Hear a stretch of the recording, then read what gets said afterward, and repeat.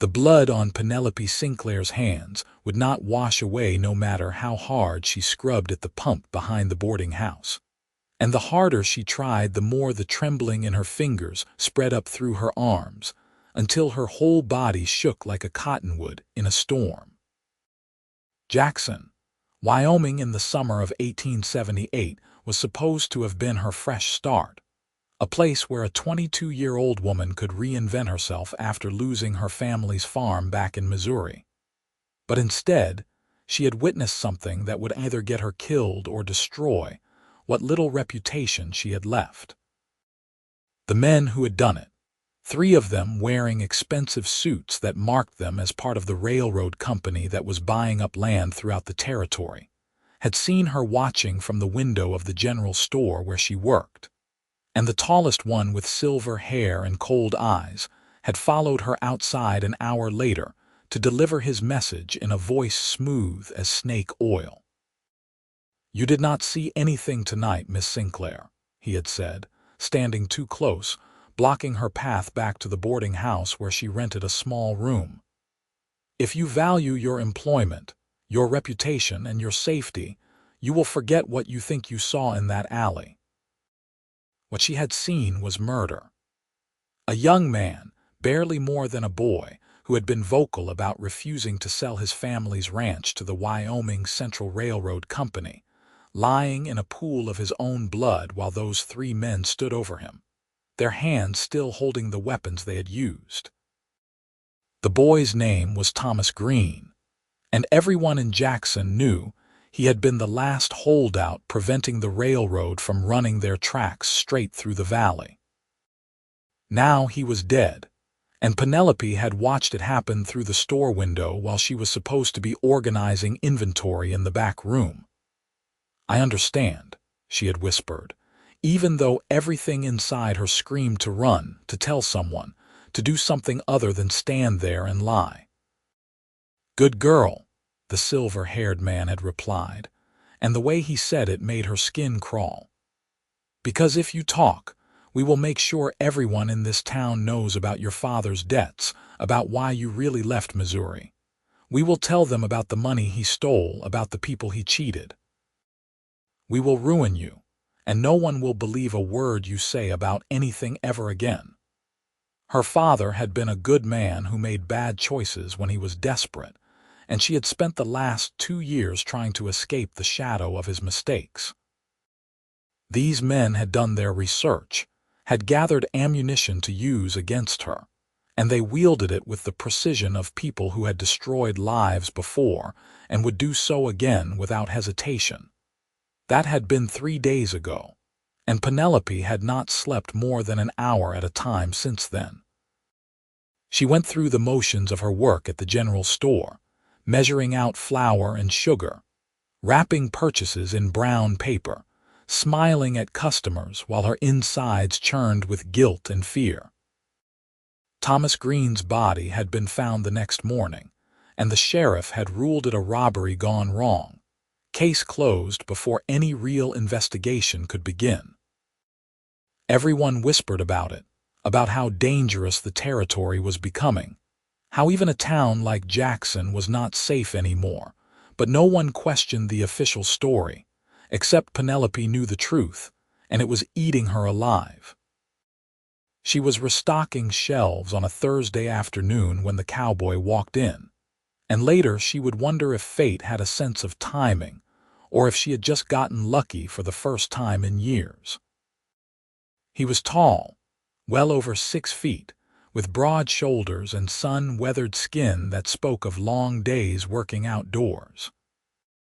His hat was pushed back enough that she could see dark hair and eyes the color of coffee, and when he moved there was an easy confidence in his stride that came from a man comfortable in his own skin.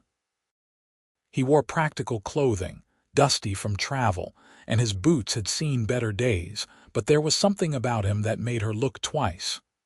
"Afternoon," he said, his voice a low rumble that reminded her of distant thunder. "I am looking for supplies. Need enough to last a couple weeks out on the range." "Of course," Penelope replied, forcing her professional smile into place even though her hands were still trembling slightly as she reached for her order pad. "What exactly do you need?"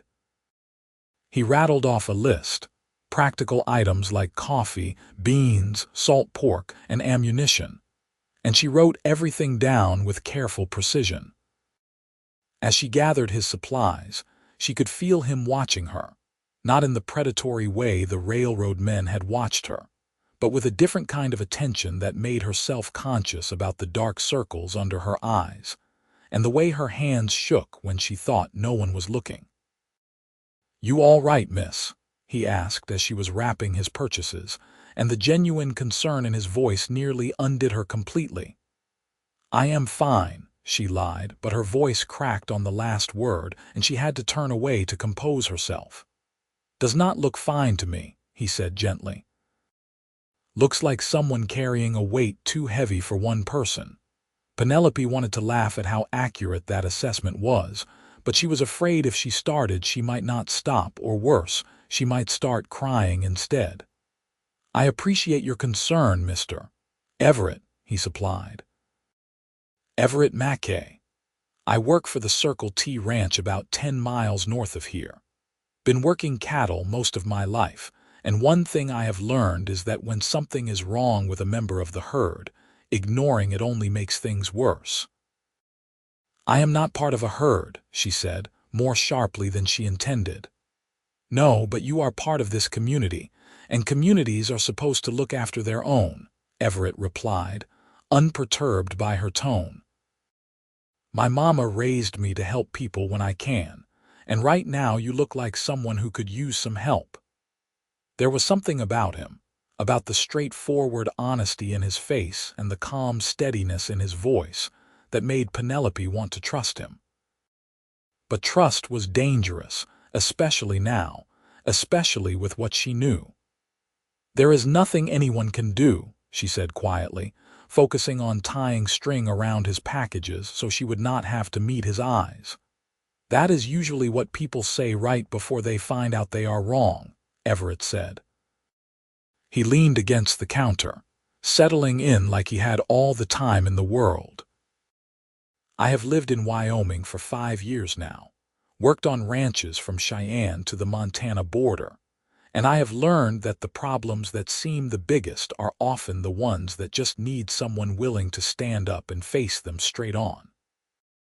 Penelope's hands stilled on the package she was wrapping. "And if standing up means risking everything you have left, then maybe what you have left is not worth much if you have to keep it by staying silent about something that matters," Everett said simply. She looked up at him then, really looked at him, trying to gauge whether he was genuine or if this was some kind of trap. The railroad men had money and influence, and she would not put it past them to send someone to test her, to see if she would break her silence. But when she met Everett's eyes, all she saw was honest concern and a kind of quiet strength that made her want to believe him. "You do not understand the situation," she said carefully. "So explain it to me," he replied. "Tell me everything and I will handle the rest." The words hung in the air between them, a promise and a challenge all at once. Penelope's heart hammered in her chest, and she glanced toward the front window of the store, half expecting to see the silver-haired man standing there watching. The street outside was busy with the usual afternoon traffic, miners and ranchers and townspeople going about their business, oblivious to the conversation happening inside the general store. "Why would you help me?" she asked, her voice barely above a whisper. "You do not even know me." "Does not mean you do not need help," Everett said. "And call it instinct, but I have got a feeling that whatever you are carrying around is not just your problem. Something tells me it affects more people than just you." He was right about that. If the railroad men had killed Thomas Green and gotten away with it, they would do it again. They would keep killing and threatening and destroying until they got exactly what they wanted, and no one would stop them because everyone was too afraid, just like she was afraid. But maybe she did not have to be afraid alone. Not here, Penelope said, making a decision that felt both terrifying and liberating. I finish work at 6 o'clock. There is a creek about a half-mile east of town past the old mill. Meet me there. Everett nodded slowly, studying her face. I will be there, and Miss Sinclair. Whatever this is, we will figure it out. You have my word. She wanted to tell him not to make promises he could not keep, but he had already gathered his packages and was heading for the door. He paused at the threshold, looked back at her with those steady dark eyes, and tipped his hat before disappearing into the afternoon sunlight. Penelope spent the rest of her shift in a state of nervous anticipation, second-guessing her decision with every customer who walked through the door. What if Everett told someone? What if he was connected to the railroad men? What if she was making the biggest mistake of her life? But then, she would remember Thomas Green lying dead in that alley, and she would remember that her silence made her complicit in his murder, and she knew she could not keep living with that weight on her conscience. The owner of the general store, a portly man named Mr. Henderson, let her go right at 6 o'clock, and Penelope walked back to the boarding house with her heart in her throat. She changed out of her work dress into something more practical for walking, told the landlady she was going for some fresh air, and made her way east through town trying to look casual, even though every nerve in her body was on high alert. The creek was running high from mountain snowmelt, the water clear and cold as it rushed over smooth stones worn down by years of current. Cottonwood trees grew thick along the banks, their leaves rustling in the evening breeze, and the sound of the water was loud enough that anyone standing here could have a conversation without being overheard from the nearby road. It was a good choice for a secret meeting, and Penelope wondered if that was why her feet had brought her here when she suggested it. Some subconscious recognition that she needed privacy for what she was about to do. Everett was already there, leaning against a cottonwood trunk with his hat pushed back and his arms crossed over his chest. He straightened when he saw her, and some of the tension in her shoulders eased at the calm steadiness in his expression. "Thank you for coming," she said, suddenly unsure how to begin. "Thank you for trusting me enough to ask me to come," Everett replied. He gestured to a fallen log near the water's edge. "Want to sit?" They settled onto the log, and for a moment, Penelope just listened to the creek and tried to find the words for something she had been trying not to think about for 3 days. The evening sunlight filtered through the cottonwood leaves, dappling the ground with shifting patterns of gold and shadow, and somewhere in the distance, a meadowlark sang its evening song. "4 days ago, I witnessed a murder," Penelope said finally, the words tumbling out in a rush. "I was working late at the store, organizing inventory in the back room, and I heard voices in the alley outside. At first I thought it was just people passing by, but then the voices got louder, angrier, and I looked out the window." She paused, and Everett waited patiently, not pushing her, just listening with his full attention in a way that made her feel heard for the first time in days. "There were 3 men," she continued. "Well-dressed, expensive suits, not the kind of people you usually see in an alley behind a general store. And there was a young man with them, Thomas Green.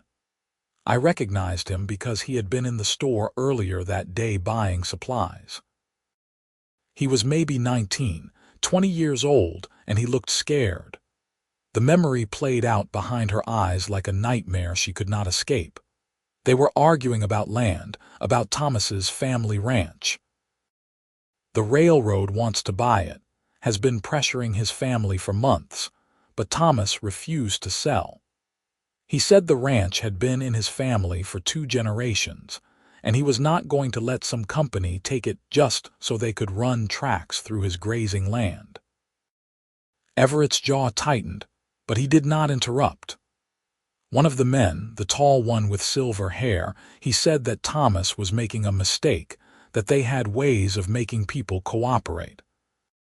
And Thomas, brave, stupid boy, he said he would go to the territorial governor if he had to, that he would make sure everyone knew what the railroad was doing.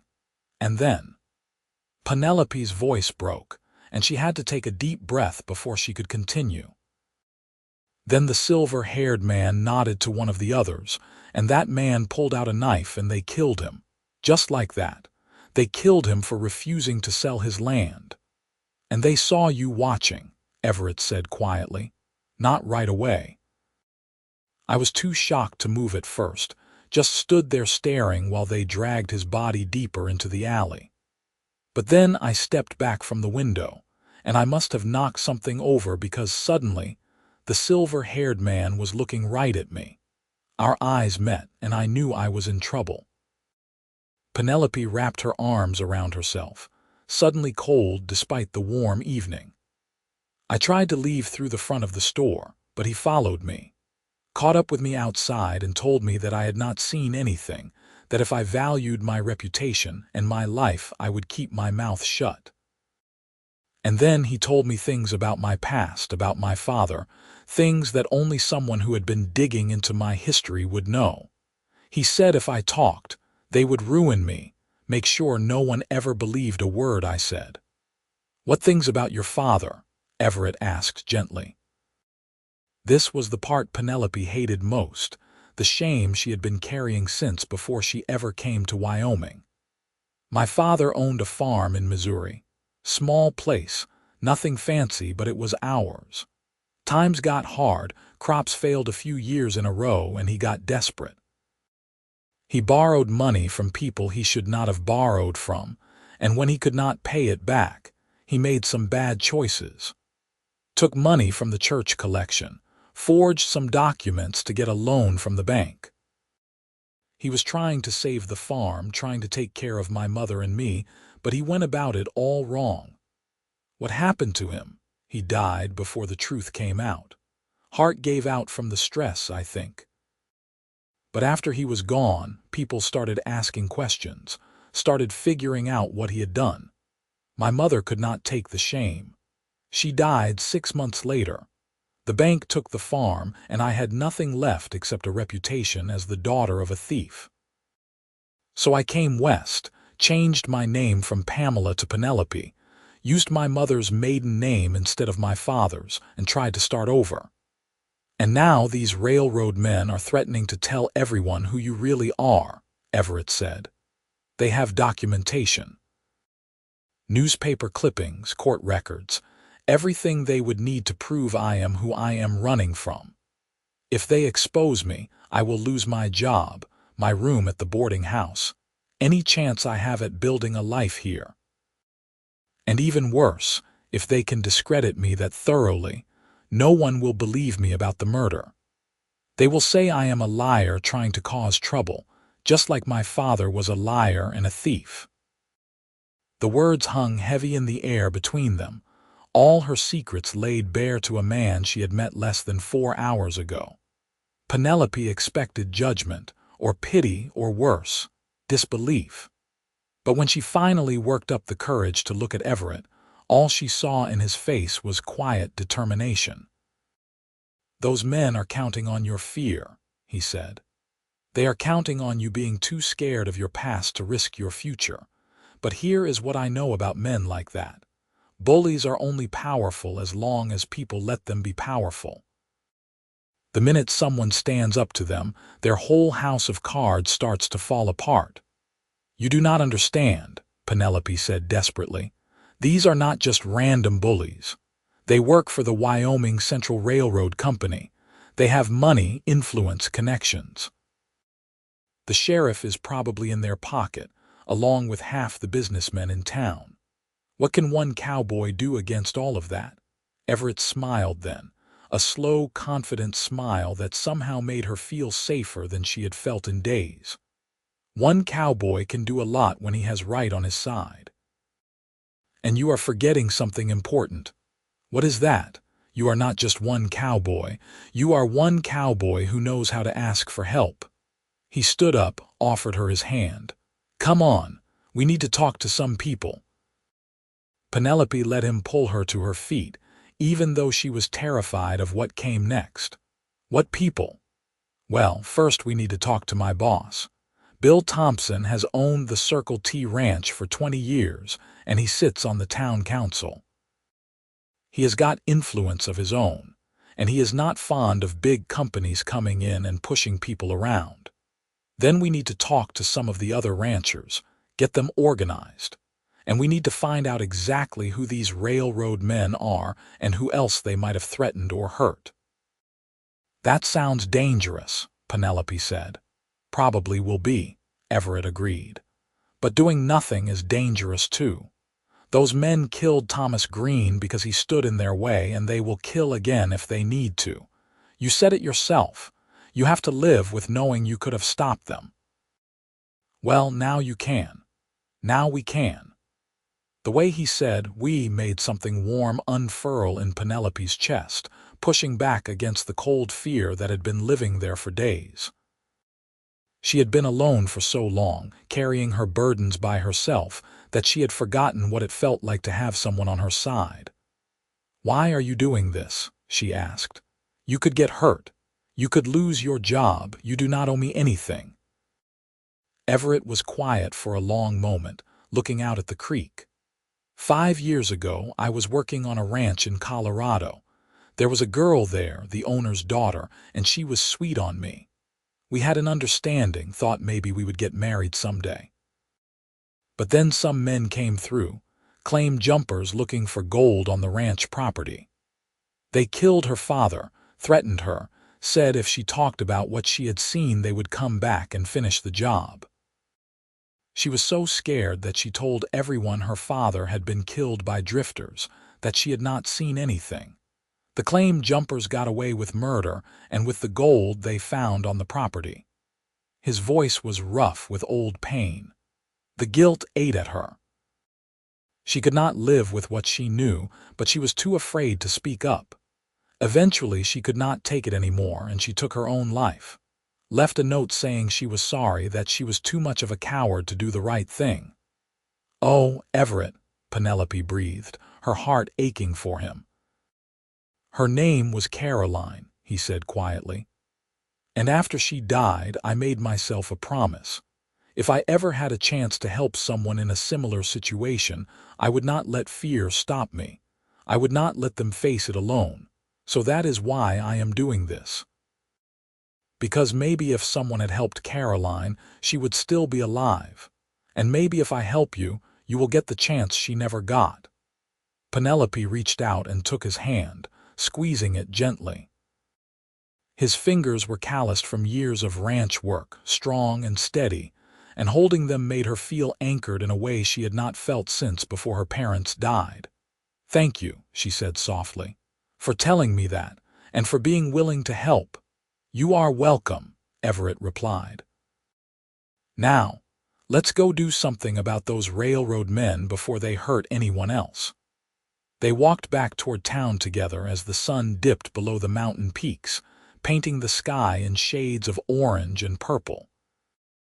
Penelope's mind was racing with everything that could go wrong, but for the first time since witnessing Thomas Green's murder, she felt like there might be a path forward that did not involve her living in fear for the rest of her life. The Circle T Ranch was too far to visit that evening, so they made plans to ride out there first thing in the morning. Everett offered to escort her back to the boarding house, and Penelope accepted, grateful for his presence as the streets grew darker and shadows stretched long between buildings. She kept expecting to see the silver-haired man step out of one of those shadows, but they made it back to her boarding house without incident. "I will meet you at the livery stable at 7 o'clock, Everett said as they stood on the front porch. "Bring anything you might have written down about what you saw, any details you remember. The more information we have, the better." "I will be there," Penelope promised. He tipped his hat to her. a gesture that was becoming familiar and comforting, and headed back toward the small room he rented above the saddle shop.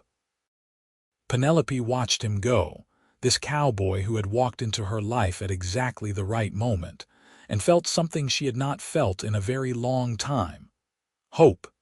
That night she barely slept, but it was different from the sleepless nights before. Instead of tossing and turning with guilt and fear, her mind was occupied with planning, with remembering every detail of what she had witnessed, with imagining what it would feel like to finally tell the truth and have someone believe her.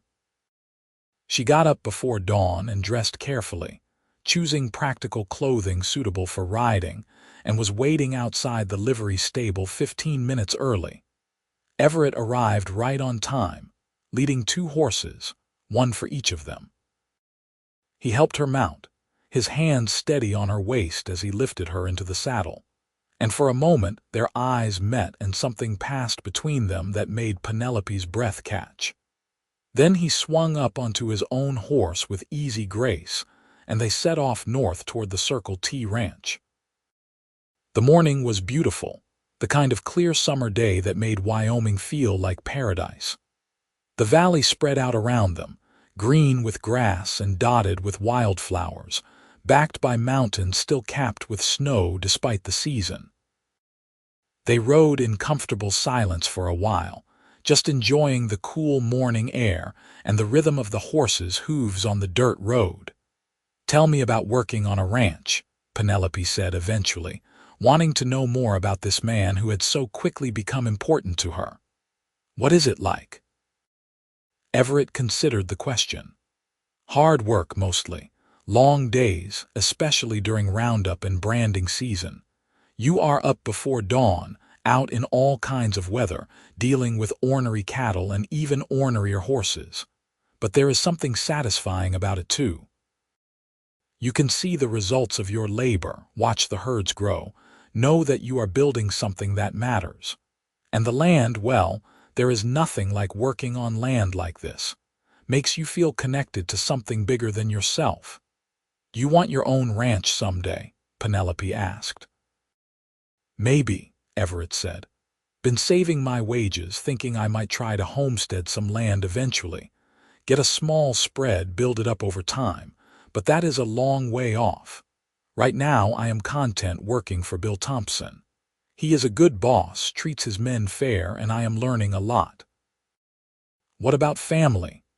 Do you have brothers or sisters?" "Had a brother," Everett said, his voice going quiet. "He died young. Fever took him when he was 12. It was just him and me and our folks, and after he passed, my parents never really recovered. They tried, but you could see the life had gone out of them.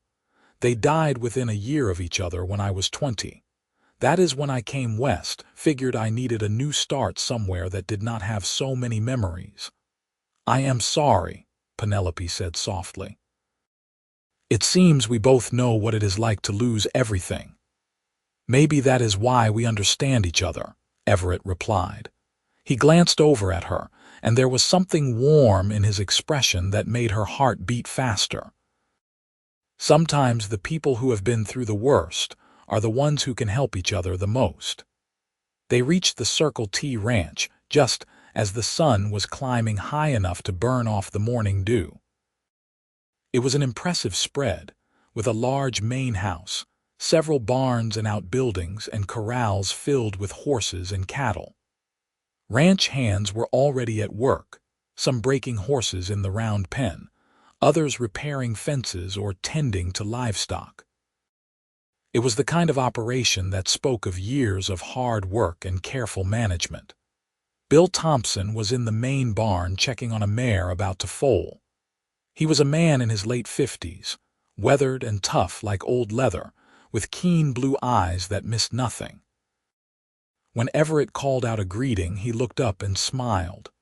"Everett, good to see you. Thought you were taking a couple days off."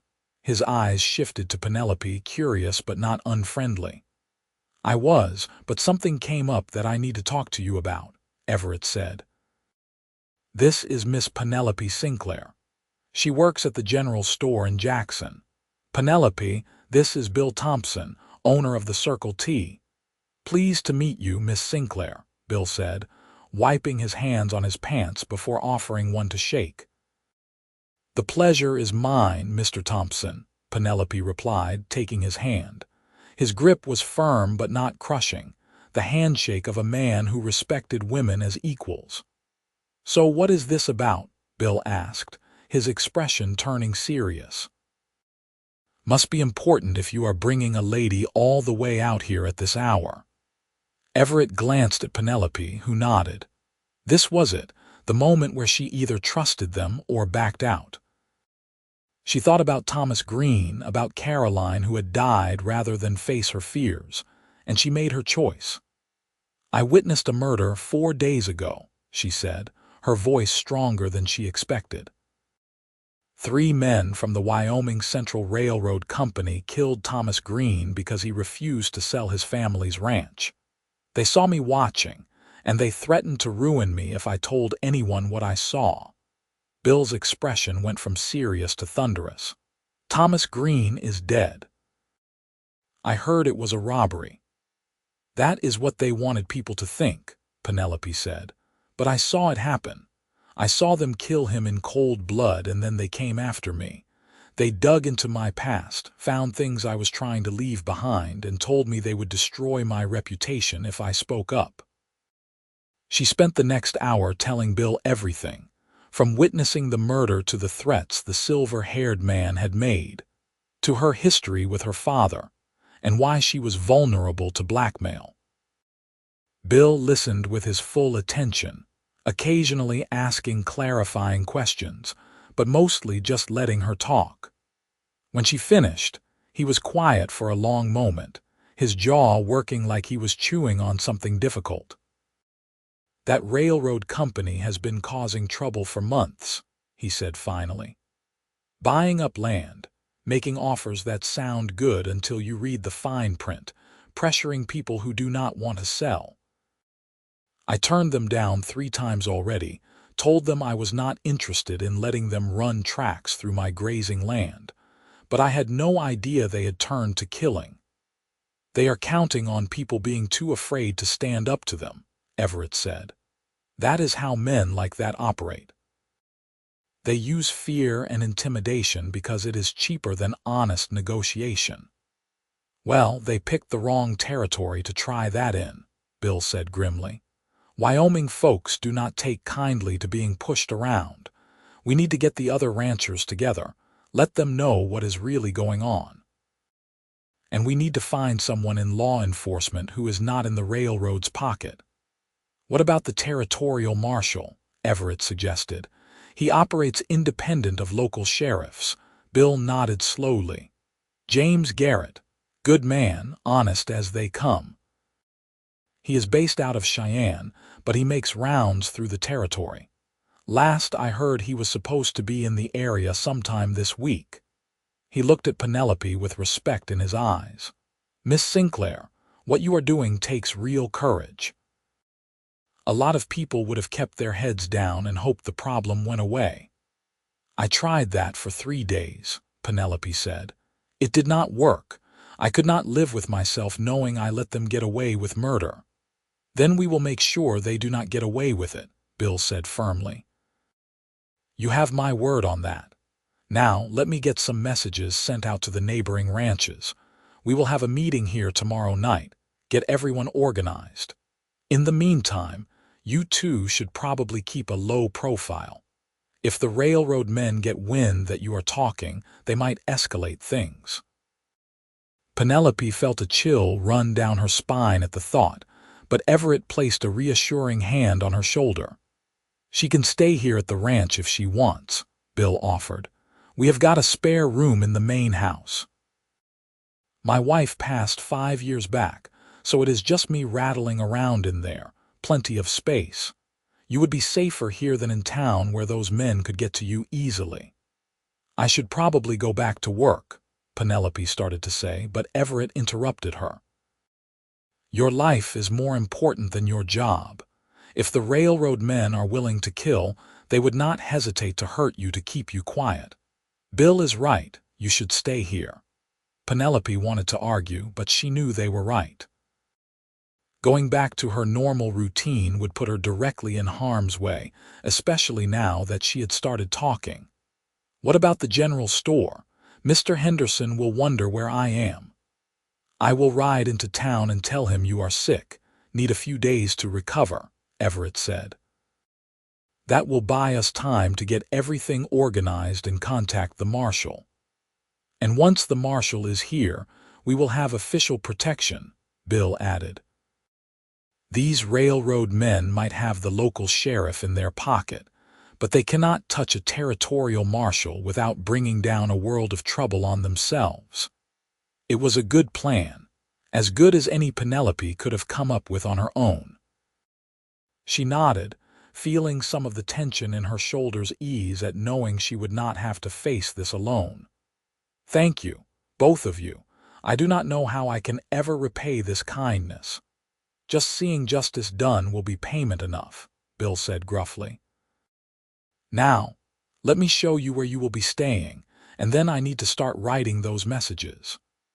The spare room in the main house was simple but comfortable, with a bed covered in a handmade quilt and a window that looked out over the valley.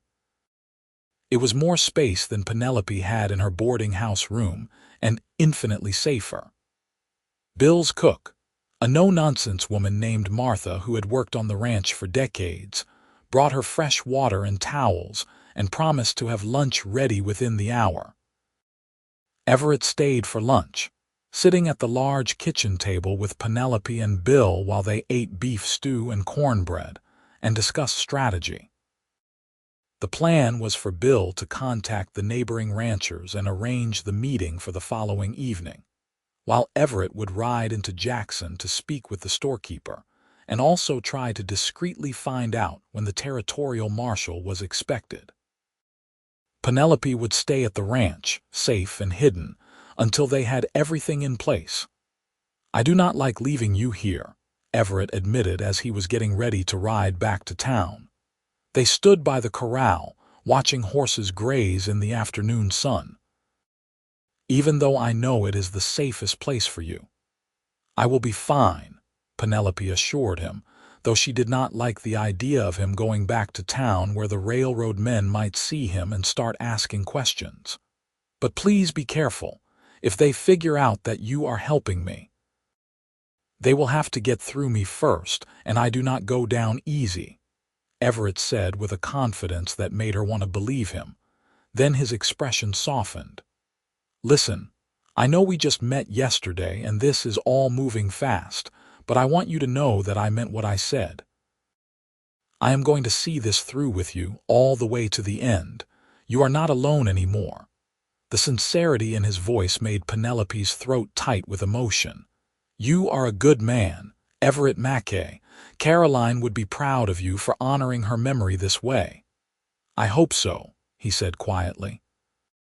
Then he surprised her by reaching out and tucking a loose strand of hair behind her ear, his fingers gentle against her cheek.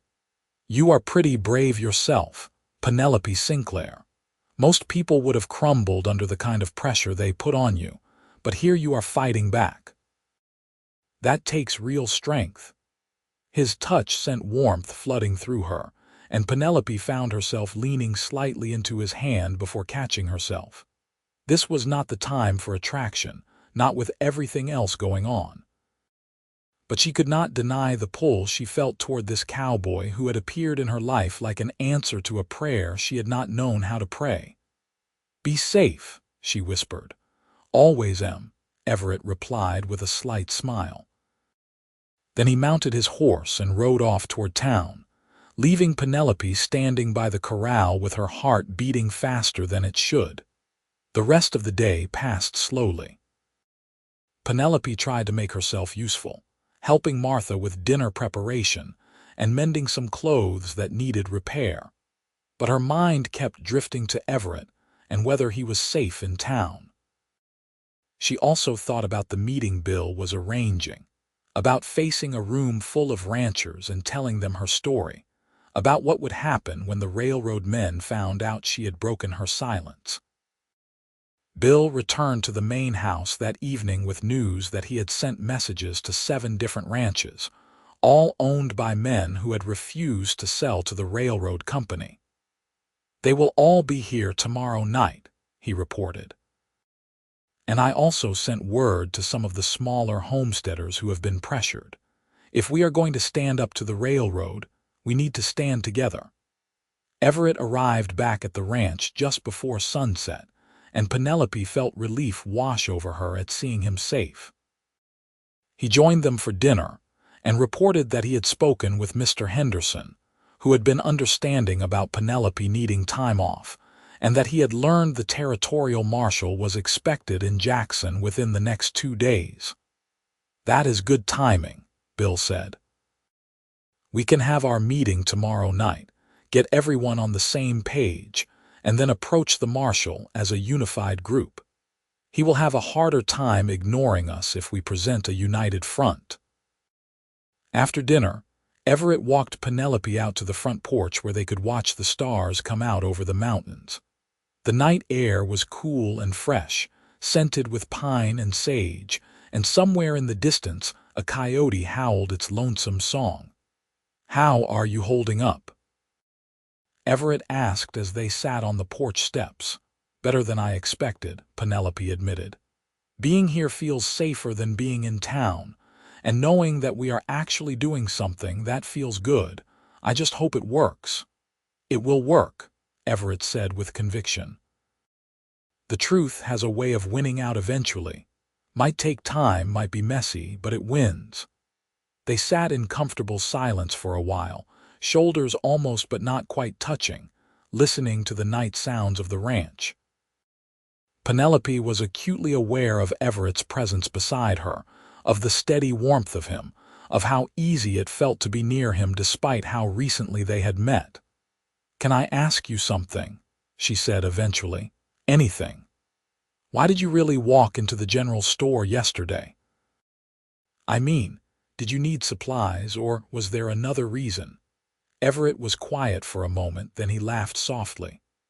"Honestly, I had seen you around town a few times over the past couple months, always thought you were pretty, but I am not good at talking to women I do not know. Figured buying supplies was a good excuse to actually have a conversation with you. Did not expect to end up uncovering a murder conspiracy, though. That part was not in my plan." His admission made Penelope smile despite everything else going on. "So this is all because you thought I was pretty?" "Well, it started that way," Everett said, turning to look at her with an expression that made her heart skip.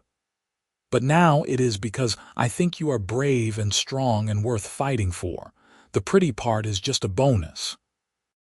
Penelope felt heat rise to her cheeks, and she was grateful for the darkness that hid her blush.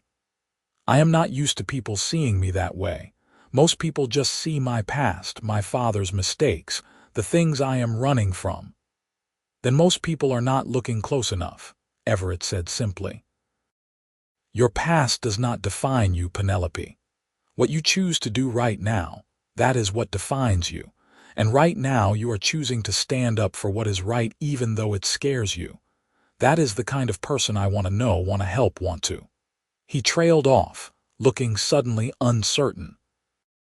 "Want to what?" Penelope prompted softly. Everett met her eyes, and in the starlight she could see a vulnerability there that matched her own. "Want to be around. Want to get to know better. Want to see where this goes between us if you are open to that." Penelope's breath caught. She had not let herself think about the possibility of something developing between them. Had been so focused on the immediate danger that she had not considered what might happen after.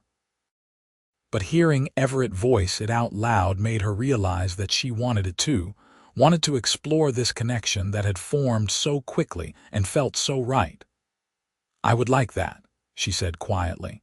"Once all of this is over and we know we are safe, I would like to see where this goes." Everett smiled, a slow, warm smile that lit up his whole face. "Then that is what we will do. We will get through this mess, make sure those railroad men face justice, and then we will figure out the rest." He reached over and took her hand, lacing their fingers together, and they sat like that on the porch steps until the stars filled the sky from horizon to horizon. Despite everything, despite the danger and the uncertainty, Penelope felt something she had not felt in years. The possibility of a future that did not involve running from her past, a future where she could maybe be happy. The next day passed in a flurry of preparation for the evening meeting.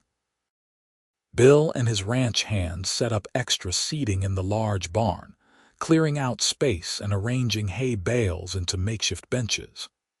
Martha cooked enough food to feed an army, knowing that Wyoming hospitality required offering meals to anyone who traveled to your ranch for a gathering. Everett spent the day working around the ranch, helping with chores and keeping an eye on the road in case the railroad men had somehow figured out where Penelope was hiding. As sunset approached, ranchers began arriving. They came on horseback and in wagons, weathered men with their wives, a few with their grown sons and daughters. Penelope recognized some of them from the general store, people who had always been kind to her, and seeing them made her feel more confident about speaking her truth. These were good people, honest people, the kind who would not stand for injustice if they knew about it. When everyone was gathered, Bill stood up and called for attention. The barn fell quiet, and Penelope felt her heart hammering as all eyes turned toward the front where she stood beside Bill and Everett. "Thank you all for coming on short notice," Bill began. "I know some of you traveled quite a distance to be here tonight, and I appreciate it. I called this meeting because we have got a serious problem, and it is going to take all of us working together to solve it." He paused, looking around at the assembled faces. "Most of you have been approached by the Wyoming Central Railroad Company about selling your land. They have made offers, some of them sounding pretty good on the surface. But I think we can all agree that something about the whole situation has not felt right." There were nods and murmurs of agreement around the barn. "Well, it turns out our instincts were correct," Bill continued. "The railroad is not just using business tactics to get what they want. They are using threats, intimidation, and worse. Miss Penelope Sinclair here has some information that we all need to hear, information that changes everything." Penelope stepped forward, her legs shaking but her voice steady as she began to speak. She told them everything. Witnessing Thomas Green's murder, the threats made against her, the research the railroad men had done into her past to find ammunition for blackmail. She described the 3 men in detail, especially the silver-haired one who seemed to be in charge, and she explained why she had been too frightened to come forward until now. The barn was completely silent as she spoke, every person there giving her their full attention. When she finished, there was a moment of heavy quiet, and then the questions started coming. "Are you certain it was murder and not self-defense?" asked one older rancher. "I am certain," Penelope said firmly. "Thomas was unarmed. They cornered him in that alley specifically to kill him." "What proof do we have besides your word?" another man asked, not unkindly but genuinely wanting to know. "Right now, just her testimony," Bill interjected. "But the territorial marshal will be in Jackson within the next day or two, and he will conduct a proper investigation. He will be able to examine the scene, interview witnesses, and determine whether the sheriff's ruling of robbery was accurate." "What about Thomas's family?" a woman called out. "Do they know the truth?" Penelope shook her head. "I do not think so. The railroad men were very careful to make it look like a random crime. But if the marshal investigates, maybe he can find evidence that will prove what really happened." A younger rancher stood up, his expression angry. "This is outrageous. They cannot just come into our territory and start killing people because they want our land. We need to do something about this." "That is exactly why I called this meeting," Bill said. "We need to present a unified front." The railroad is counting on us being divided, being too scared or too isolated to fight back. But if we stand together, if we make it clear that we will not tolerate this kind of behavior, they will have a much harder time pushing us around. The discussion went on for over an hour, with ranchers sharing their own experiences of pressure from the railroad company. Several admitted to receiving veiled threats, and one older couple revealed that their barn had mysteriously burned down a week after they refused to sell, though they had no proof it was arson. The picture that emerged was of a systematic campaign of intimidation, with Thomas Green's murder being the most extreme example. By the end of the meeting, everyone in the barn had agreed to stand together. They would wait for the territorial marshal to arrive, and then they would present their collective testimony about the railroad's tactics.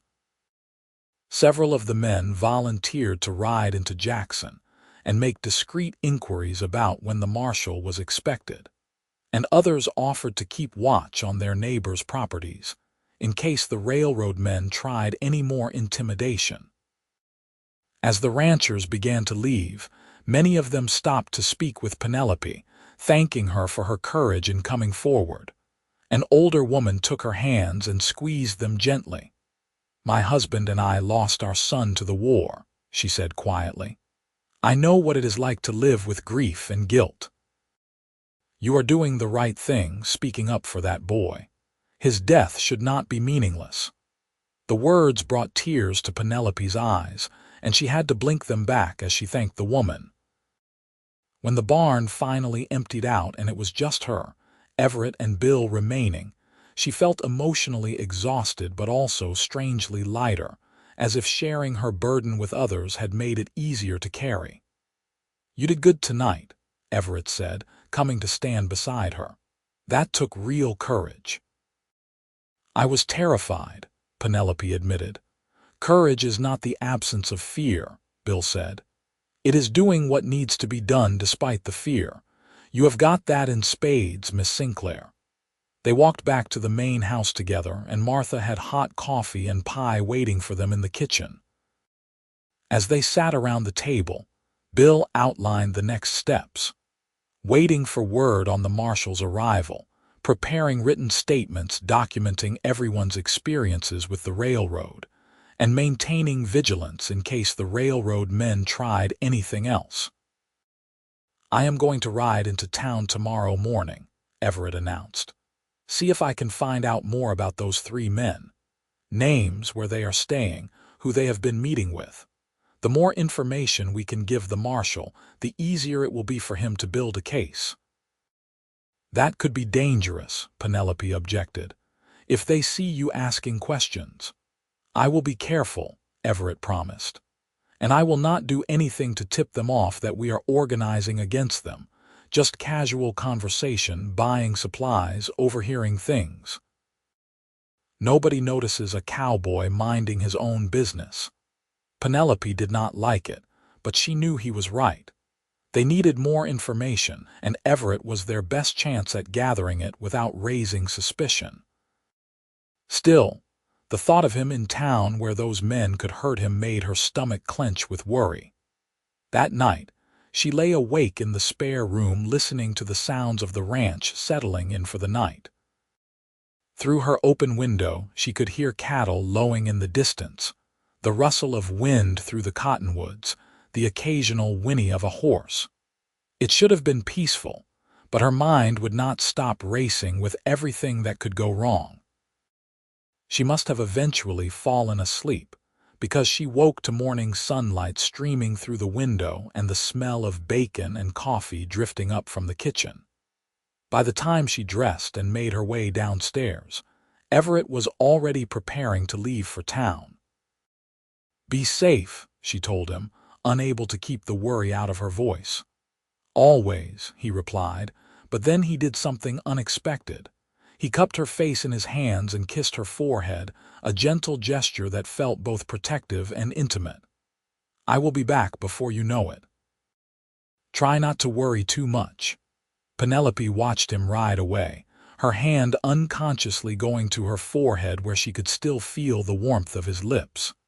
The kiss had been quick, almost brotherly, but it still made her heart race.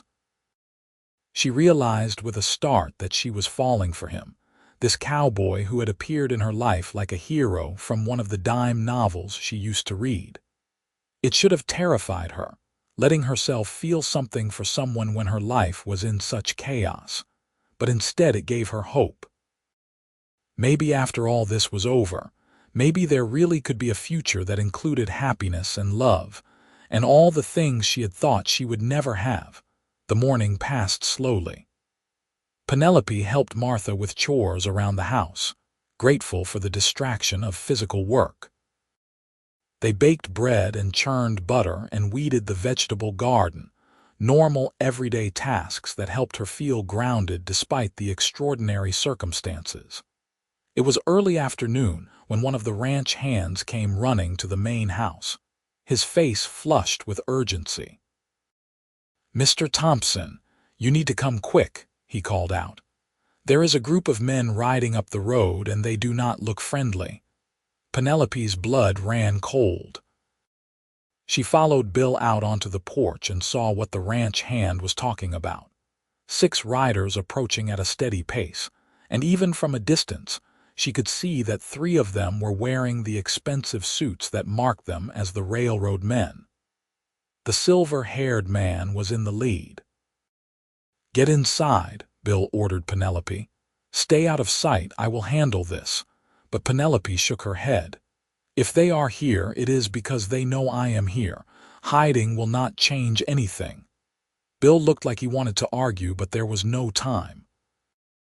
The riders had reached the ranch entrance and were cantering up the drive toward the main house. Bill stepped off the porch to meet them, positioning himself in a way that blocked the path to the house, and several of his ranch hands casually drifted over to stand nearby, their hands resting on their gun belts in a clear warning. The silver-haired man reined in his horse and looked down at Bill with cold eyes. "Mr. Thompson, I am looking for someone, and I have reason to believe she might be on your property." "And who might that be?" Bill asked, his voice deceptively calm. "A young woman named Penelope Sinclair. She works at the general store in Jackson, but she has not shown up for work the past couple days. Her employer is concerned."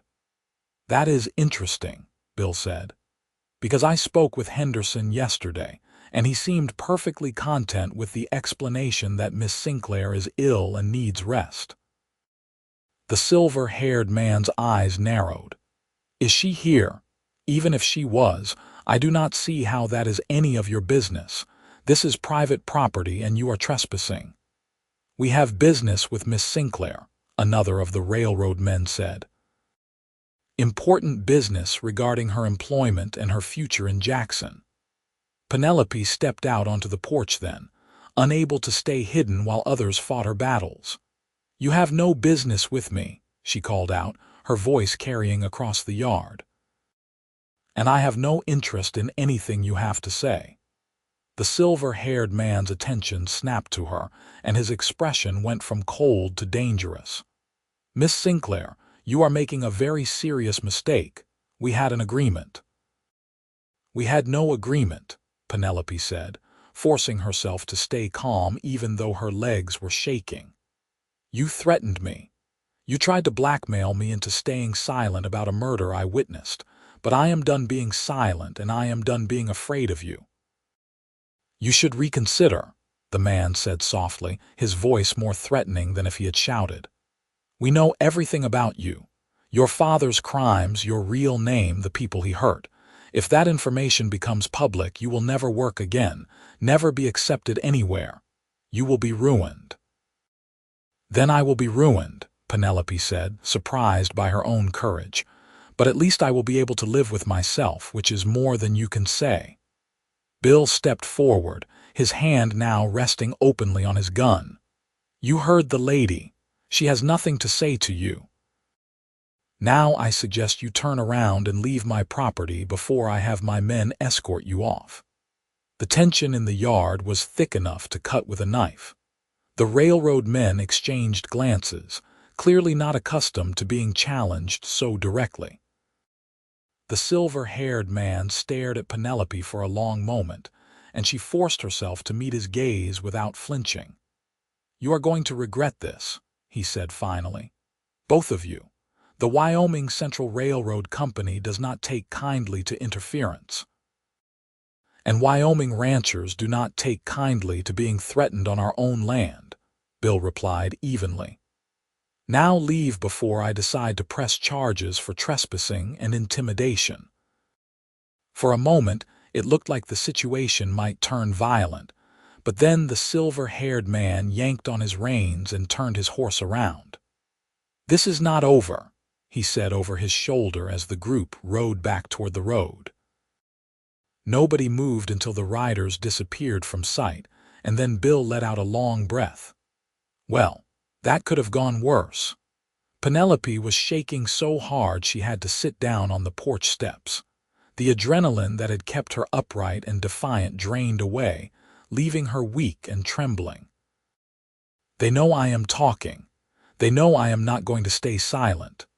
Which means we need to move faster," Bill said grimly. "I am sending riders to find that territorial marshal right now. We cannot wait for him to show up on his own schedule. We need him here immediately, before those railroad men decide to escalate things further." Martha came out with a shawl and wrapped it around Penelope's shoulders, making soothing noises and pressing a cup of hot tea into her hands. "You were very brave, dear, very brave indeed." But Penelope did not feel brave. She felt terrified and exposed and worried about what the railroad men would do next. And she was desperately worried about Everett, who was in town where those men could find him, could hurt him because he was helping her. Bill sent 3 of his best riders into Jackson with orders to find the territorial marshal, or at minimum spread the word about what was happening at the Circle T. He also sent a rider to the neighboring ranches to warn them that the railroad had shown up with armed men and to ask them to come help if needed. "We need to be prepared for them to come back," Bill said to his men. "Post guards at the property line and make sure everyone is armed. If they try anything, we will defend ourselves, but I want to avoid violence if possible. The last thing we need is for them to claim we started a fight." The rest of the afternoon was tense, everyone on edge waiting for either the railroad men to return or Everett to come back from town. Penelope could not sit still, pacing the porch and watching the road until Martha finally insisted she come inside and help prepare dinner to keep herself occupied. It was nearly sunset when Everett finally rode up, and Penelope nearly sobbed with relief at seeing him safe. She ran out to meet him as he dismounted, and he caught her in his arms, holding her close for a moment. "I heard what happened," he said into her hair. "Half the town is talking about how the railroad men rode out to the Circle T with armed backup. Are you okay?" "I am fine, just scared," Penelope admitted, pulling back to look at him. "Did they see you in town? Do they know you are involved?" "I do not think so. I was careful to stay out of sight and not ask questions that would raise suspicion, but I did learn some things." He glanced at Bill, who had come out of the house. "Can we talk inside, over dinner?" Everett shared what he had discovered. The 3 railroad men were staying at the hotel in Jackson, and their names were Vincent Shaw, the silver-haired man who appeared to be in charge, Marcus Webb, and Daniel Price. They worked for the Land Acquisition Department of the Wyoming Central Railroad, and they had been in the territory for almost 3 months, systematically working their way through the valley and pressuring landowners to sell. "I also found out that they have been meeting regularly with Sheriff Cooper," Everett said. "Saw them having dinner together last night at the hotel restaurant. Cannot prove anything, but it certainly suggests the sheriff is on their payroll." "That explains why he was so quick to rule Thomas's death a robbery," Bill said grimly. "He had no intention of investigating it properly, because he already knew who was responsible. I also talked to the hotel clerk, real casual-like, and he mentioned that the marshal sent a telegraph saying he would be in Jackson tomorrow. Everett continued. Which means we just need to hold on for one more day, and then we will have proper law enforcement on our side. Assuming the railroad men do not try something before then, Penelope said quietly. Nobody had a response to that, because they all knew it was a real possibility. Vincent Shaw had not seemed like the type of man to accept defiance gracefully, and he had the money and manpower to cause serious problems if he decided to push back. That night, Bill doubled the guards around the ranch and made sure everyone was armed and alert. Penelope tried to sleep, but could not, too keyed up with worry and fear. She kept seeing Vincent Shaw's cold eyes, kept remembering the casual way he had threatened her, and she wondered what he was planning. She got up and dressed quietly, then made her way out to the porch where she could see the stars and breathe in the cool night air. She was not surprised when Everett appeared a few minutes later, settling onto the steps beside her. "Could not sleep either?" he asked. "Too much going on in my head," Penelope admitted. "I keep thinking about all the ways this could go wrong." "Try thinking about all the ways it could go right instead," Everett suggested. "Tomorrow the marshal arrives. We give him our statements, he investigates, and the railroad men get arrested for murder. Justice is served, and you are free to live your life without fear. And if it does not work out that way," Everett was quiet for a moment, "then we will figure something else out. But Penelope, you need to understand something. No matter what happens, you did the right thing by speaking up. Even if it gets messy, even if there are consequences, you stood up for what was right. That matters." "Easy to say when you are not the one who might lose everything," Penelope said, more harshly than she intended, but Everett did not take offense. Instead, he reached over and took her hand, holding it gently. "You are not going to lose everything. Worst case, if things go badly and you need to leave Jackson, you can come work here at the ranch. Bill already mentioned it to me earlier. He said he could use help with the books and managing supplies. Or if you do not want to work for him, I have been saving money for years.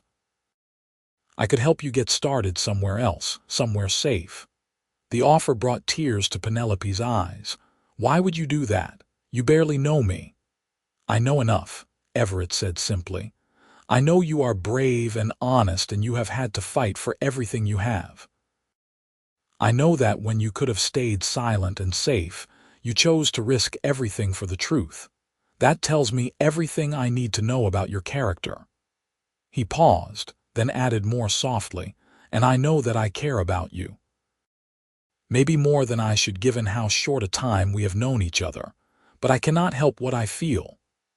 Penelope turned to look at him, really look at him, this cowboy who had walked into her life at exactly the right moment and had not left her side since. In the starlight his face was all sharp angles and shadows, but his eyes were warm and steady as they met hers. "I care about you too," she whispered. "And that terrifies me almost as much as the railroad men do. What if something happens to you because you helped me?" "Then it happens," Everett said. "But I would rather risk getting hurt doing the right thing than stay safe by doing nothing. Caroline taught me that lesson, even if she learned it too late herself. Life is too short to spend it afraid." He was right. Penelope knew he was right, but that did not make it any less frightening. Still, sitting here with her hand in his, looking up at the vast Wyoming sky full of stars, she felt a sense of peace she had not felt in weeks. Whatever happened tomorrow, at least she would not face it alone. "Tell me about your plans for the future," she said, wanting to think about something other than railroad men and murder and fear. "You said you wanted to homestead someday. What would that look like?" Everett's face softened as he considered the question. "I have been looking at some land north of here, closer to the mountains. There is a valley I found last year while moving cattle, beautiful spot with a creek running through it and good grazing land. I figure I could file a claim, build a cabin, start with a small herd and build it up over time. It would take years of hard work, but I like the idea of building something that is mine, something I could pass down to my kids someday. It sounds wonderful, Penelope said wistfully. I have spent so much time running from my past that I have not let myself think about the future very much. But when I do, I think about having a home, a real home, somewhere I belong. Maybe you could have that, Everett said. Maybe we could have that. Together, I mean, if you wanted. Penelope's heart skipped at the suggestion. They had known each other less than a week, and here he was talking about a shared future as if it was the most natural thing in the world. It should have seemed crazy, too fast, too soon. But somehow it did not. Somehow it felt right, like they had been moving toward each other their whole lives and had finally found their way to the same place at the same time. "Let's get through tomorrow first," she said softly. "And then we can talk about the future." "Deal," Everett agreed. He stood and pulled her to her feet, but instead of letting go of her hand, he used it to draw her closer. "Penelope Sinclair, when all of this is over, I am going to court you properly. Take you to dances, buy you flowers, the whole thing. But for right now, I just need you to know that you are not alone in this. Whatever happens, I am right here beside you." Then he did something that made her breath catch. He leaned down and kissed her, gentle and sweet and full of promise. It was not a long kiss, not passionate or demanding, just a soft press of lips that felt like a vow. When he pulled back, Penelope felt dizzy and warm and more hopeful than she had any right to be given the circumstances. "Get some rest," Everett said, his voice slightly rough. "Tomorrow is a big day." Penelope nodded, not trusting her voice, and watched him walk back toward the bunkhouse where he was staying with the other ranch hands. Then she went inside and climbed the stairs to her room, touching her lips with her fingers, and wondering how her life had become so complicated and so wonderful all at the same time. She actually managed to sleep a few hours, and when she woke the next morning, there was a sense of anticipation in the air.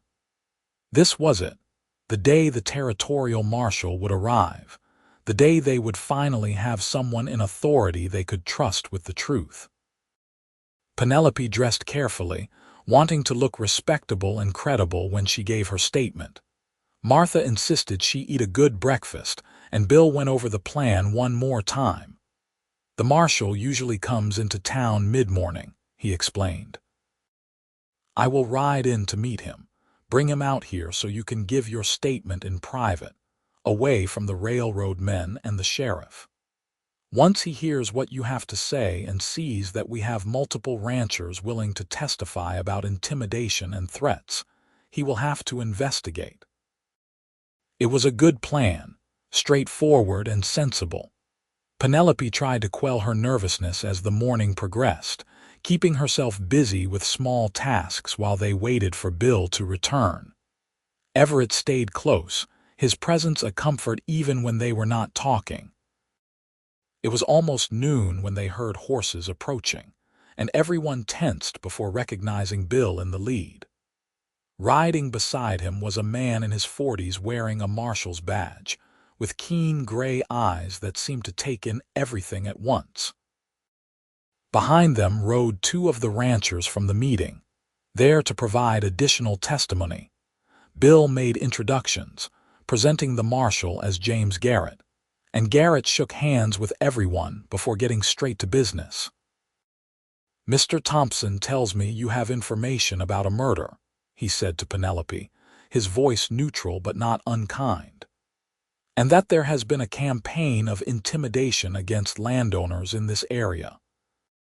I would like to hear your statement, Miss Sinclair, and then I will need to speak with the others who have information to share." They settled in the main house, and Penelope told her story for what felt like the 100th time.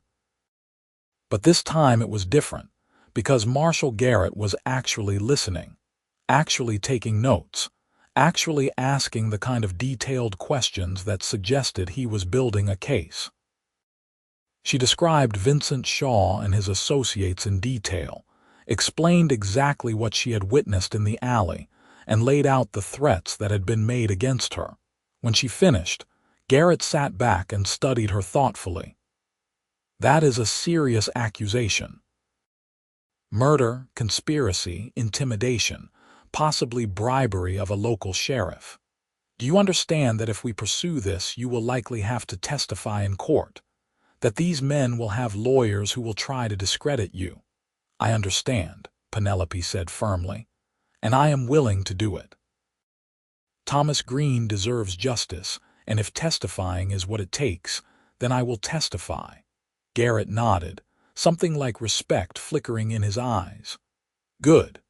Now, Mr. Thompson mentioned that other ranchers have had problems with the railroad company. I would like to hear from them as well." For the next several hours, Garrett interviewed everyone who had information to share. The ranchers talked about intimidation tactics, suspicious accidents, and pressure to sell at below-market prices. One man described finding his fences cut and his cattle scattered. Another talked about threats made against his family. The picture that emerged was damning, a systematic pattern of criminal behavior designed to force landowners to sell.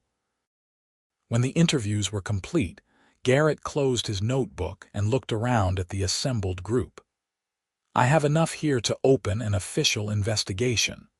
I will start by examining the scene where Thomas Green died, looking for evidence that was missed or overlooked. I will also be interviewing the sheriff about his investigation and his relationship with the railroad representatives. And I will be speaking with Vincent Shaw and his associates, though I doubt they will cooperate voluntarily." "What about protection for Miss Sinclair?" Everett asked. "These men have already threatened her, and now that an investigation is starting, they might try to intimidate her into silence again." "She can stay under my protection," Garrett said. "I have authority to deputize citizens if needed. Miss Sinclair, if you are willing, I would like you to remain available as I conduct this investigation. You can stay here at the ranch or come into Jackson, whichever feels safer, but I need to be able to reach you." "I will stay here," Penelope said without hesitation. "At least until you make arrests." "That is probably wise," Garrett agreed. He stood and gathered his things. "I am going back to Jackson now to begin the investigation. I will send word as soon as I have news. In the meantime, everyone should be vigilant. If Shaw and his men realize they are under investigation, they may try to flee or destroy evidence. If anyone sees them leaving town or acting suspicious, send word to me immediately." After the marshal left, there was a collective exhale of relief throughout the ranch. Finally someone in authority was taking their concerns seriously and actually investigating. It did not guarantee justice would be served, but it was a start, more than they had dared hope for just a few days ago. "You did it," Everett said to Penelope as they stood on the porch watching the marshal ride away. "You spoke up, and now things are actually happening." "We did it," Penelope corrected. "I never could have done this alone." That evening there was a sense of cautious optimism around the ranch. Martha cooked a celebratory dinner, and even Bill seemed more relaxed than he had been in days. But Penelope could not quite shake the feeling that they were not out of danger yet. Vincent Shaw did not seem like the type of man to go down without a fight, and she kept waiting for the other shoe to drop. It dropped the next morning when one of the ranch hands came running to the main house with urgent news. "Fire in Jackson," he reported breathlessly. "The general store is burning. Looks like it was set deliberately." Penelope's blood turned to ice. The general store where she worked, where she had witnessed the murder. Was this Vincent Shaw's retaliation, a warning about what happened to people who crossed him. "I need to go into town," she said immediately. "Mr. Henderson, the store, I need to make sure everyone is okay." "I am coming with you," Everett said, already heading for the barn to saddle horses.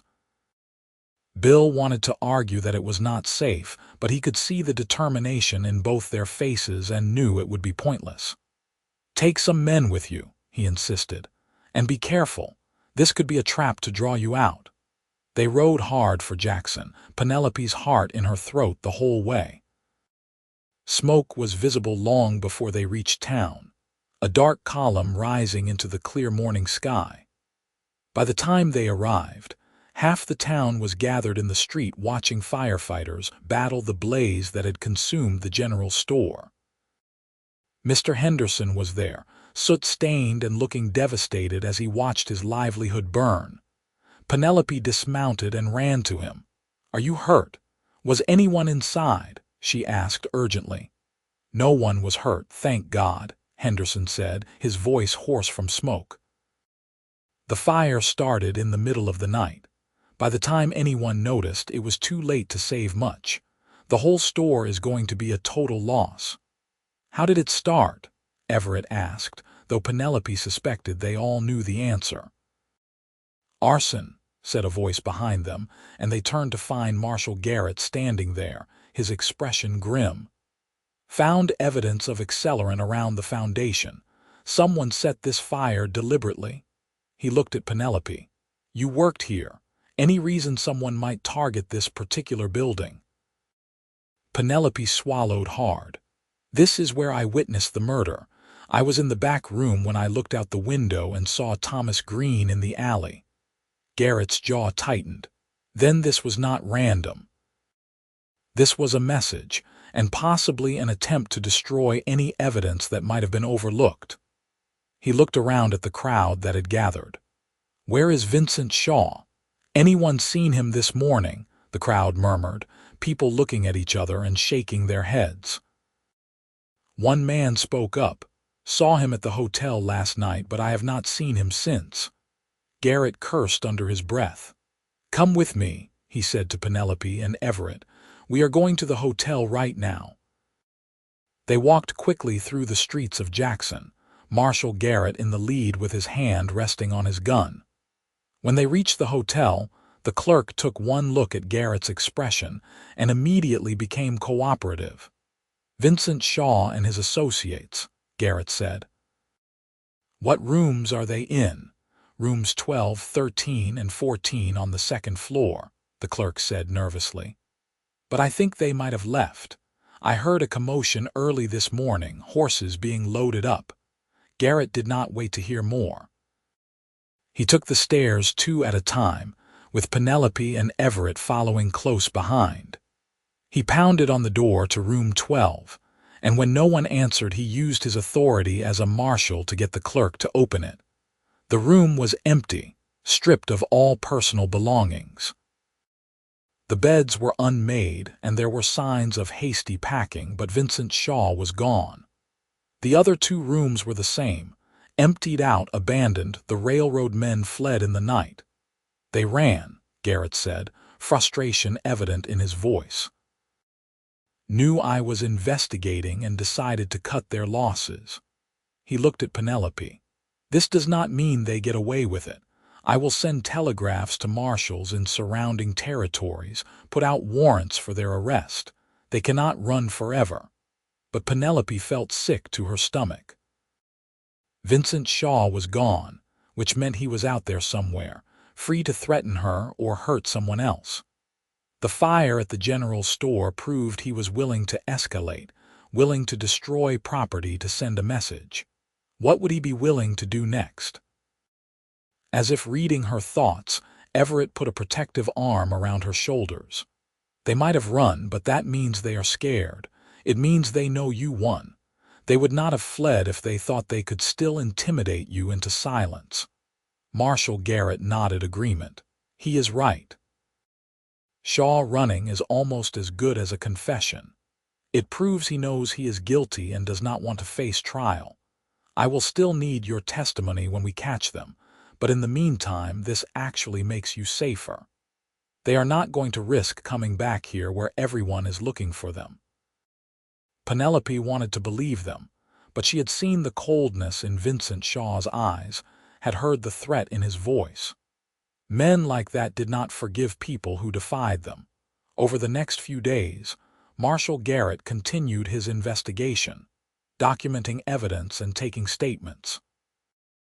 He officially ruled Thomas Green's death a homicide and opened a murder investigation, issuing warrants for Vincent Shaw, Marcus Webb, and Daniel Price. He also investigated Sheriff Cooper and found enough evidence of bribery to suspend him from duty pending a full inquiry.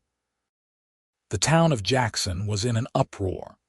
The revelation that the sheriff had been corrupt, that the railroad company had been using intimidation and murder to acquire land, shocked everyone. There were calls for the Wyoming Central Railroad Company to be held accountable, for their corporate officers to answer for the actions of their employees. Through it all, Penelope stayed at the Circle T Ranch, feeling safe there even as the world seemed to be spinning out of control. The general store was gone, her job with it, but Mr. Henderson told her not to worry, that once he rebuilt, she would have a position if she wanted it.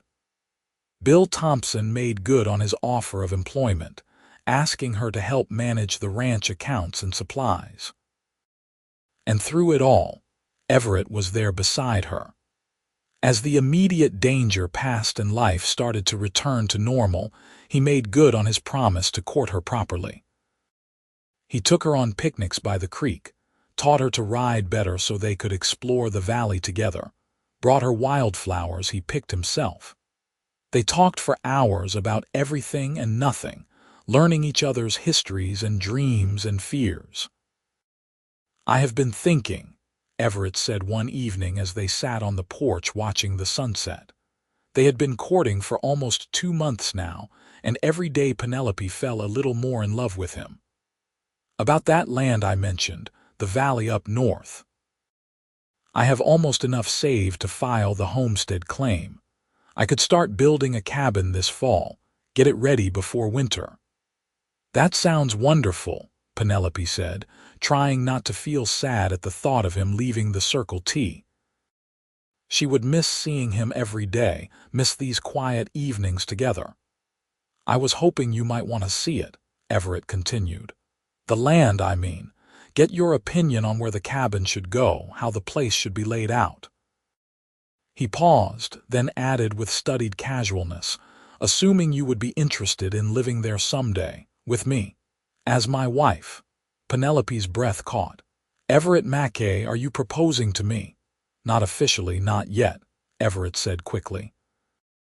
"I want to do it right, get you a ring, maybe ask when we are not sitting on Bill Thompson's porch.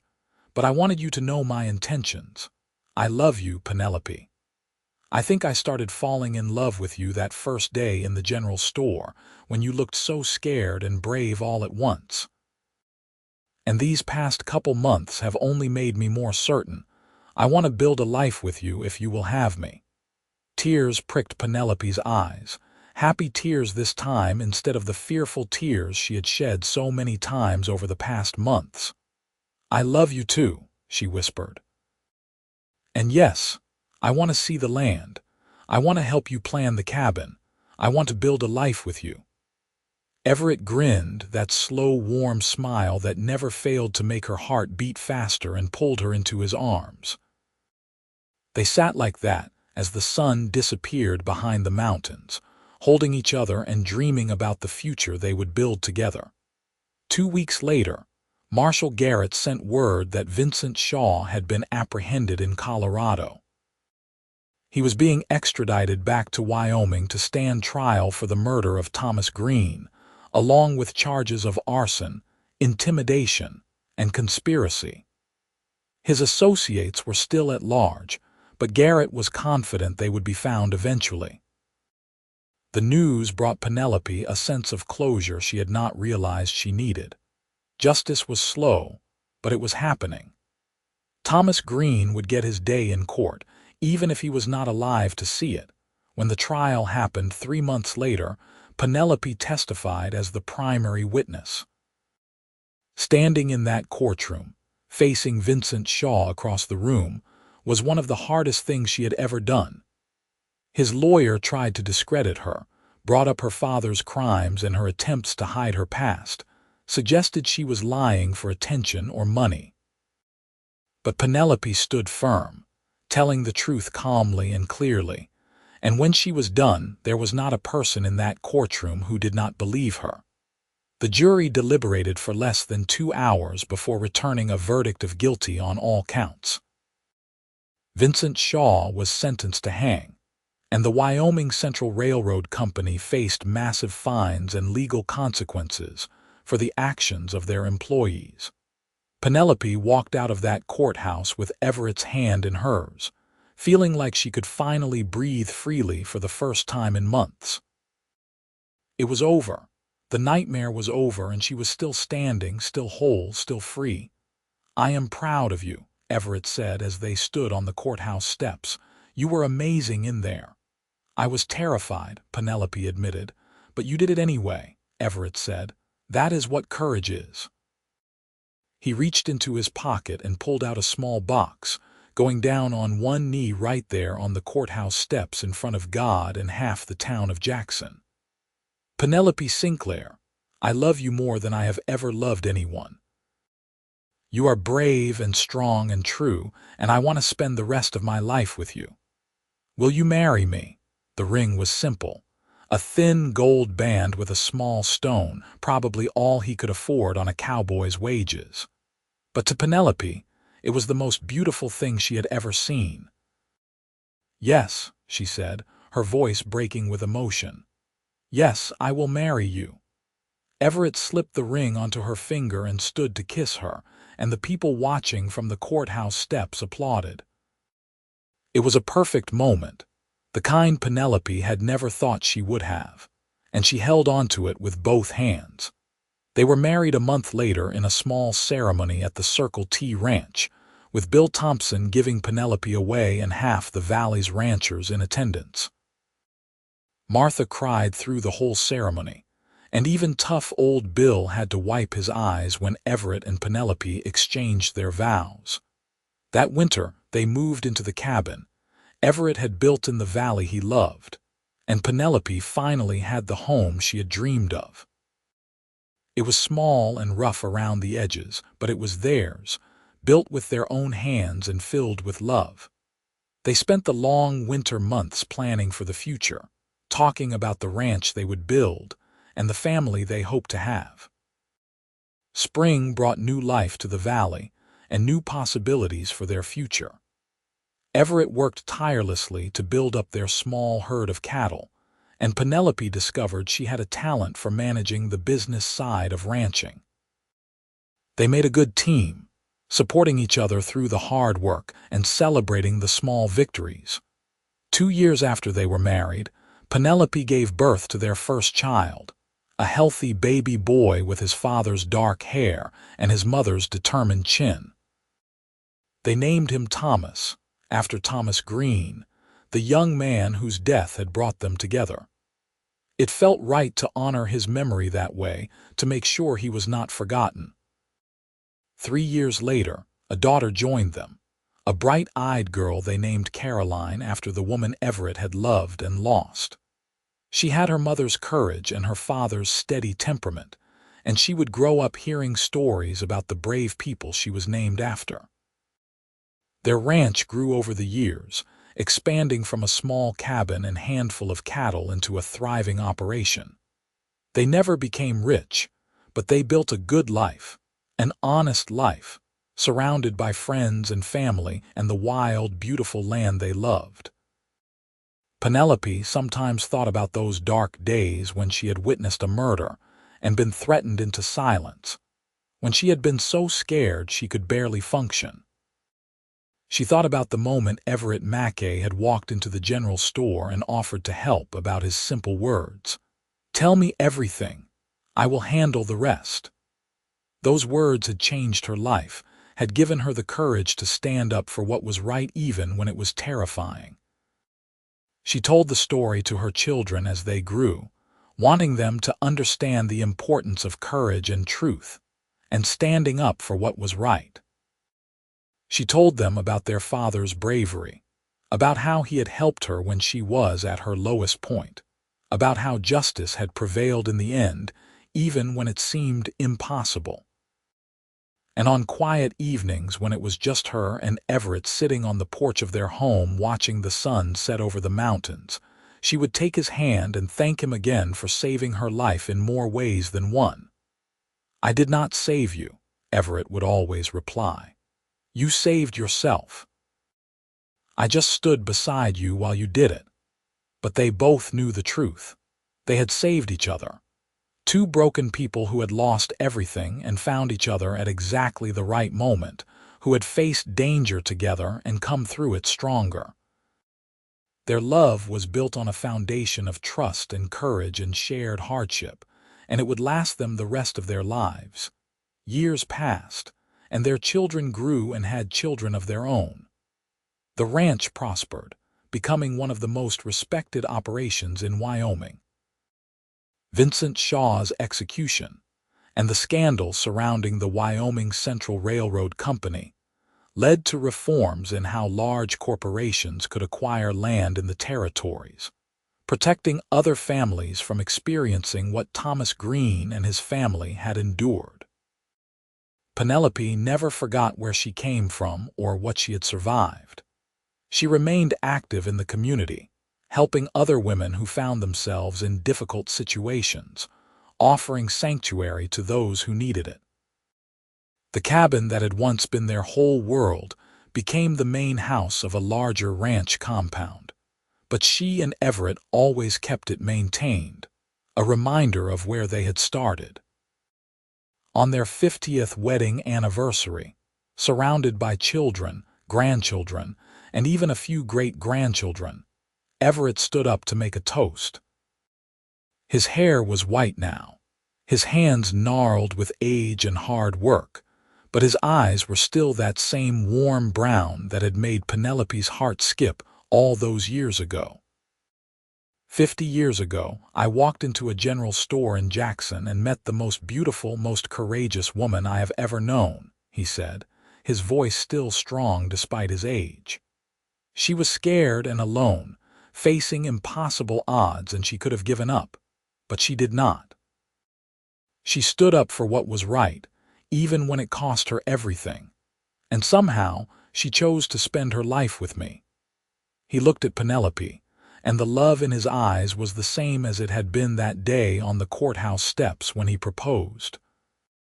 "Penelope Mackay, you are my partner, my love, my whole heart. These 50 years with you have been the greatest gift of my life. Here is to 50 more." Penelope stood and moved to his side, taking his hand as their family applauded around them. "Here is to 50 more," she echoed, though they both knew that at their age 50 more years was unlikely. But it did not matter. What mattered was that they had found each other, had built a life together, had raised a family and created a legacy of courage and truth. That night, after the party ended and their family had gone home, Penelope and Everett sat on the porch of the original cabin, the same porch where he had first told her he loved her all those years ago. The valley spread out before them in the moonlight, peaceful and beautiful, the ranch they had built together prospering in the fertile land. "You ever regret it?" Penelope asked quietly. "Helping me that day? Your life would have been simpler if you had just sold me my supplies and walked away." "Not for one single second," Everett replied immediately. "That was the day my real life started. Everything before that was just waiting for you to come along." Penelope leaned her head on his shoulder, comfortable and content. "I used to think my father's mistakes had ruined my life, that I would spend forever running from the past. But that past brought me here to you, to this life we built. Maybe everything that happened needed to happen exactly the way it did." "Maybe so," Everett agreed. All I know is I am grateful every day that I walked into that general store and saw a woman who needed help. Best decision I ever made was telling you to tell me everything and promising to handle the rest." They sat in comfortable silence as the stars came out one by one, two people who had faced darkness together and found light on the other side. Their story would be passed down through generations, a testament to courage and love and the power of one person standing up for what is right. In the valley below, cattle grazed peacefully under the watchful eyes of ranch hands, the third generation of workers who had learned their trade on the Mackay ranch. In the main house, their youngest grandchild slept in a crib carved by Everett's own hands, dreaming peacefully under the protection of a family built on truth and justice. And on the porch of the original cabin, two people who had found each other in the midst of chaos held hands and watched the moon rise over the mountains, grateful for every moment they had been given together. The Wild West had been tamed somewhat over the decades, but the spirit that had brought them together, that courage and determination to do right regardless of the cost, that spirit lived on in their family and would continue to live on long after they were gone. It was a good life, the life Penelope Sinclair had never thought she would have. A life built on the moment she chose truth over fear, on the day a cowboy walked into a general store and offered to help carry her burden. A life built on love and trust and the simple promise, "Tell me everything. I will handle the rest." And he had. They had handled it together, and in doing so they had built something beautiful that would last far beyond their own lifetimes. It was everything she had never dared to dream of, and it was real. As the night deepened and the temperature dropped, they finally went inside, still hand in hand after 50 years of marriage. Tomorrow would bring new challenges as every day did, but they would face them together, just as they had faced everything else. That was their legacy, their gift to each other and to the generations that followed. The knowledge that with courage and love, anything was possible. The story of how Penelope witnessed a murder and was threatened into silence, and how a cowboy named Everett Mackay told her to tell him everything and promised to handle the rest, became part of Wyoming legend. It was a story about justice prevailing, about the power of one person speaking truth to power, about love found in unexpected places during difficult times. But for Penelope and Everett, it was simply their story, the beginning of a life they built together in the wild, beautiful land they loved. And that was all they needed it to be.